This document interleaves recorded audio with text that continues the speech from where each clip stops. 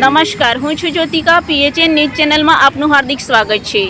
ભિલોડાની હાથમતી નદી છે, એમાં પહેલીવાર નવાનીની આવક આપણે જોઈ શકો છો. અને નવાનીની આવક જોવા માટે આજુબાજુના જે ભિલોડા શહેરના જે લોકો સુંદર નજારો જોવા માટે અહીં આવેલા છે.